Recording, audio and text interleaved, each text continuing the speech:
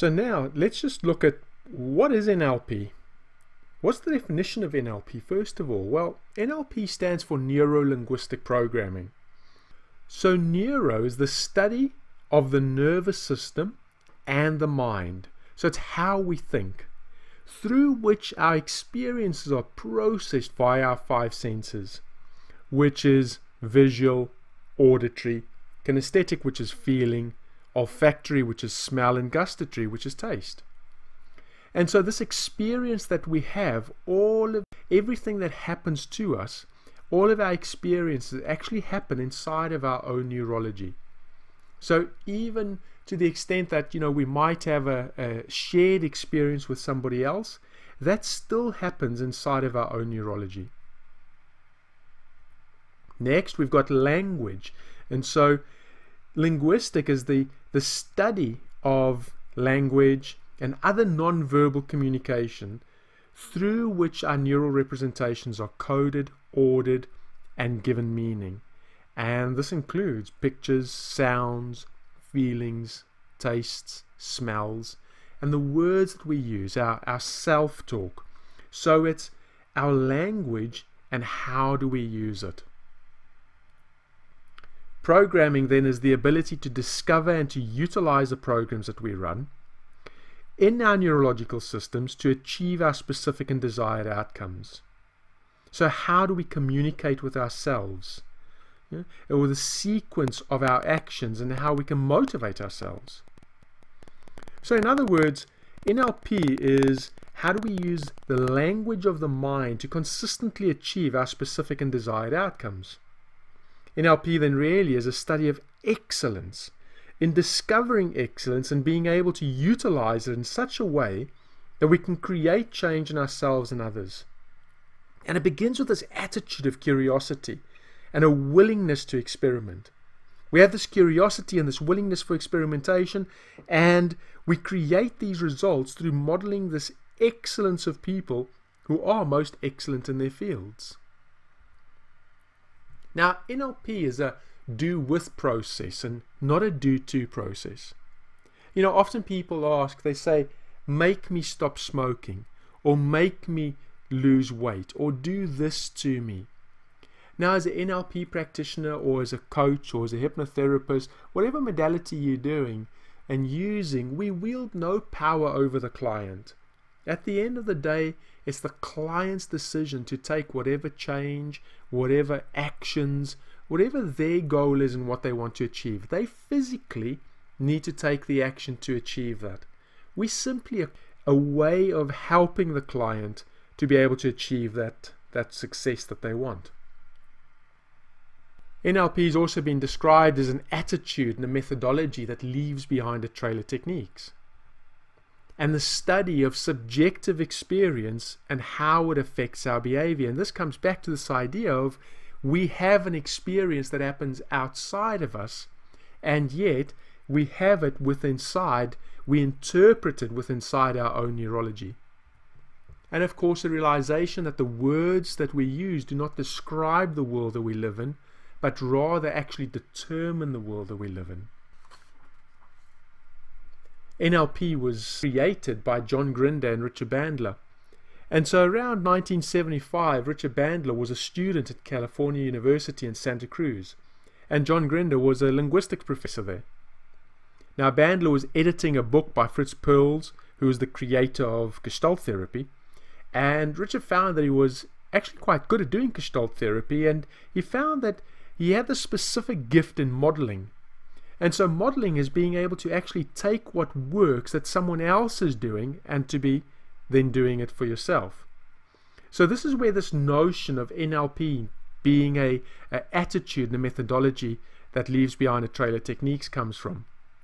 The idea of actually being able to look and see what excellent behavior is that somebody else might be doing, and being able to learn that excellent behavior and being able to install that in ourselves. And so it's this desire to really find out how is that person doing the thing that they're doing.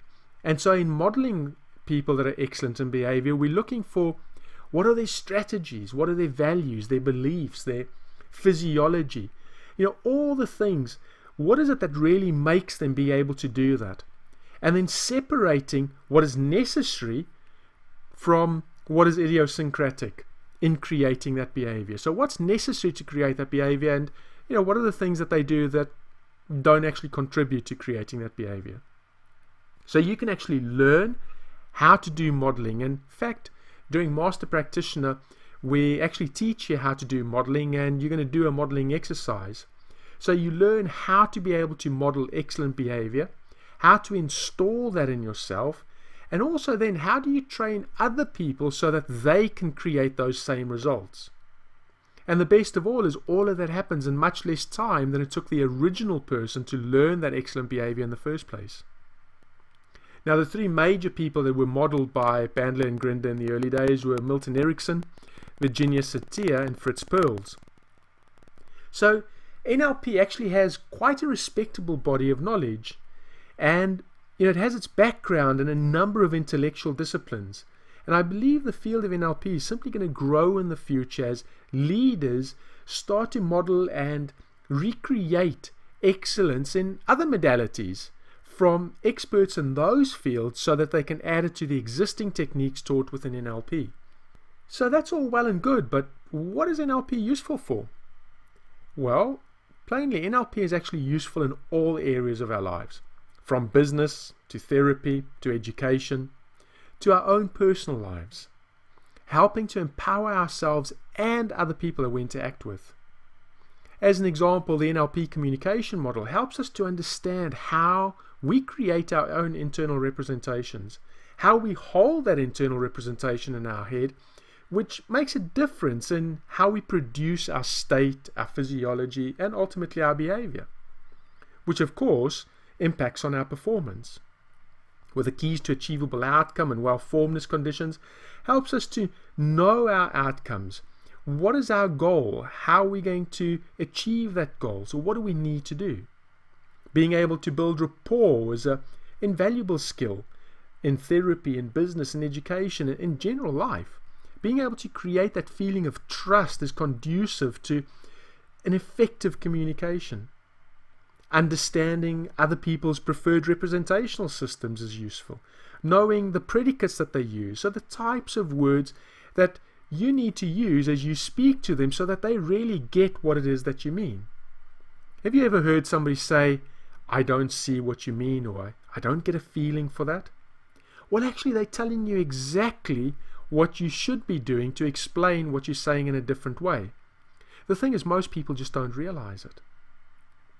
Understanding how we say and how we can say the exact same thing in different ways so that it actually means different things to the listener. So it's really important also then to be able to say what it is we want to say in the right way to get that message across. Understanding eye patterns and what people are really doing when they move their eyes in different directions as you speak to them. What are they doing? How do they access information, and how do we need to speak to them? Submodalities are very useful in creating very quick change and results to help yourself and other people with things like minor negative states or behaviors. How about getting rid of something that, maybe the person doesn't like and they really should be liking, example, eating vegetables, because it's necessary for their health. Or somebody who eats way too much chocolates and wants to stop eating chocolates so that they can lose weight. Or help them get rid of some limiting beliefs. We've got the hierarchy of ideas, which is really useful in communication to understand, do we need to talk in big picture or more details? It's really useful utilizing it in negotiation or arbitration. The meta model is useful because it helps us to get really specific with the person that's speaking to us and understanding what are they really saying to us. Have you ever had somebody, you asked them to do something and they went and did the task, but actually it wasn't what you asked them to do, and yet they thought that they'd done that? So knowing how to get very specific, both in our own language as well as the people that we're speaking with, and understanding what do they truly mean. Metaphors, of course, stories have been useful throughout the ages. Storytelling is very powerful in getting results and also really, really useful to use with children. Anchoring to create or change your state. Example, get motivated in an instant. Feeling happy, feeling confident.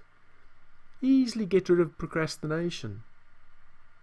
Understanding strategies that people use. Say, example, what's their decision-making strategy? How does somebody decide that something is the right thing for them? Imagine being able to utilize that in sales.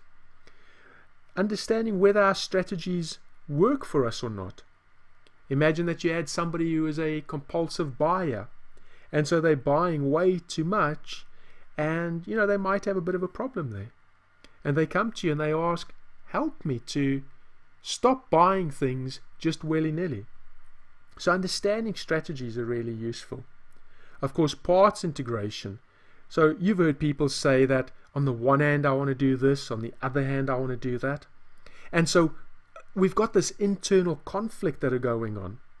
And so doing parts integration reduces this incongruence at the unconscious level and helps to prevent all this energy that's being wasted within this incongruence and this internal conflict. Timeline therapy is definitely the way to go to let go of negative emotions and limiting decisions. Get rid of phobias and fears and PTSD really quickly. Get rid of anger, sadness, hurt, guilt, and all the other negative emotions. Now, these are just some of the techniques that you learn during the live training and just some of the things that NLP can help with. You see, people are getting phenomenal results using these skills in different settings in all areas of life. Whether they're teachers, parents, business owners, salespeople, psychiatrists, doctors, coaches. In fact, it doesn't matter whichever capacity you work with other people. In fact, I get a lot of doctors and psychologists that come and do the training because they're looking for additional techniques and additional methodologies that they can use to get very quick results with their clients. So these techniques taught in NLP have far-reaching benefits. So next, let's look at cause and effect and what that means to us.